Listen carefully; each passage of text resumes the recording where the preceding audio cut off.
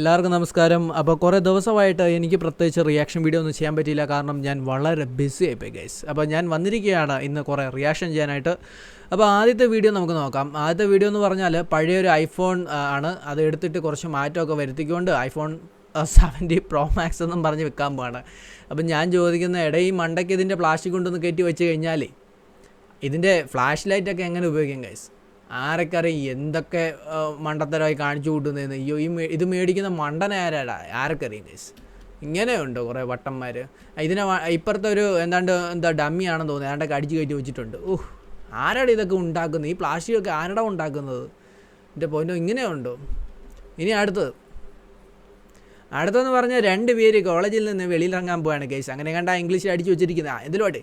അപ്പോൾ ഈ ഇറങ്ങാൻ നേരത്താണ് മറ്റൊരു സംഭവം അവിടെ നടക്കുന്നത്. ഒരു ഷാറാണെന്ന് തോന്നുന്നു ഓടി വന്നിട്ട് അവനെ നല്ല പെട അങ്ങ് വെച്ച് കൊടുത്തു.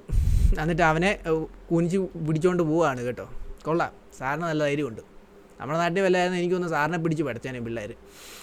ഇനി അടുത്ത വീഡിയോ എന്ന് പറഞ്ഞു കഴിഞ്ഞാൽ ഗൈസ്, ട്രാക്കിനകത്ത് ഓവർലോഡാണോ എന്തോ തേങ്ങയാണോന്നും അറിയത്തില്ല. ഇനിയിപ്പോൾ അതിൻ്റെ വല്ല കംപ്ലയിൻ്റ് ആണോന്നും അറിയത്തില്ല. അതിൻ്റെ ലോഡ് സൈഡിലോട്ട് ചരിഞ്ഞിരിക്കുകയാണ്.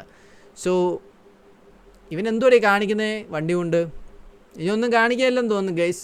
വല്ല ക്രൈമെല്ലാം വിളിച്ചുകൊണ്ട് വരേണ്ടി വരും. എന്തായാലും അങ്ങനെ കുറേ നേരം ഇങ്ങനെ അങ്ങ് ഇരിക്കും. ഇരുന്ന് അവസാനം വേണ്ടേ പതുക്കെ മറിയും. ഇത് മറിക്കുന്നത് ഞാൻ നിങ്ങളെ കാണിക്കാൻ പോയ വീഡിയോയുടെ ലെങ്ത്തും കൂടിപ്പോകും കേട്ടോ. സോ അപ്പോൾ ഇങ്ങനെ ഇരുന്ന് അതങ്ങ് മറിയും, അത്രേ ഉള്ളൂ കാര്യം. വേറെ കുഴപ്പമൊന്നുമില്ല.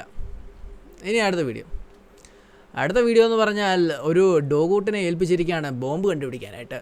പക്ഷെ അവൻ കണ്ടുപിടിക്കുന്ന സ്നാക്സാണ് ഗൈസ്. അവൻ എപ്പോഴും തിന്നണം എന്ന ഒരു ഒറ്റ വിചാരമേ ഉള്ളൂ ഗൈസ്. ഇവനെ ജോലിയിൽ നിന്ന് ഫയർ ചെയ്യും, അതാണ് നല്ലത്. ഇവനെ ഇനി വെച്ചുകൊണ്ടിരിക്കുന്നതിൽ വലിയ ആപത്താണ് കേട്ടോ. അടുത്ത വീഡിയോ എന്ന് പറഞ്ഞാൽ ഒരു മഹാനെ കൊണ്ടുവന്നിട്ട് എണ്ണയുടെ വലിയൊരു ഒരു വലിയ ചാട്ടകം എന്തൊരു ആട്ടെ എന്തായാലും അണ്ടാവിനകത്തോട്ട് കൊണ്ടുവന്ന് അങ്ങോട്ട് ഇടുകയാണ് കേട്ടോ. അണ്ടാവ് ചൂടാണ്, അതിനകത്ത് ഓൾറെഡി തന്നെ കുറേ ഓയിലുണ്ട്. അത് വണ്ടി നൂറ്റിയെടുത്ത കരി ഓയിലാണോ എന്ന് പോലും ഡൗട്ടുണ്ട് ഗൈസ്. ഒരു തെളിച്ചവും ഇല്ല, ഒരു വൃത്തിയില്ലാത്ത ഓയിൽ. അതിനകത്തോട്ട് കൊണ്ടുവന്നു പ്ലാസ്റ്റിക് കൂടെ കൊണ്ടുവന്നിരുന്നു. വേണ്ട ഗൈസ്, ആ പ്ലാസ്റ്റിക് മൊത്തം ഉരുകി അതിനകത്ത് വീണിട്ടുണ്ട്. അതായത് ഇതിനി ആരാണോ അതിനകത്ത് സാമാനമൊക്കെ ഉണ്ടാക്കി തിന്നുന്നത് അവൻ്റെ എല്ലാ ശരീരത്തിൽ ഓരോ ടോക്സിക് ആയിട്ടുള്ള ഓരോ കാര്യങ്ങൾ പോവും. ഞാൻ ആലോചിക്കുമായിരുന്നു ഗൈസ്, എന്തൊരു മൂഞ്ചത്തരമാണ്.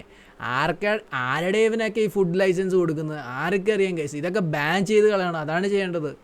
ഇത് എപ്പോഴാണ് ബാൻ ചെയ്യുന്നറിയോ? ആർക്കെങ്കിലും എന്തെങ്കിലും പറ്റി ആരെങ്കിലും തൊലയുമ്പോഴായിരിക്കും ഇതിനകത്ത് എന്തെങ്കിലും ബാൻ ചെയ്യുന്നത്.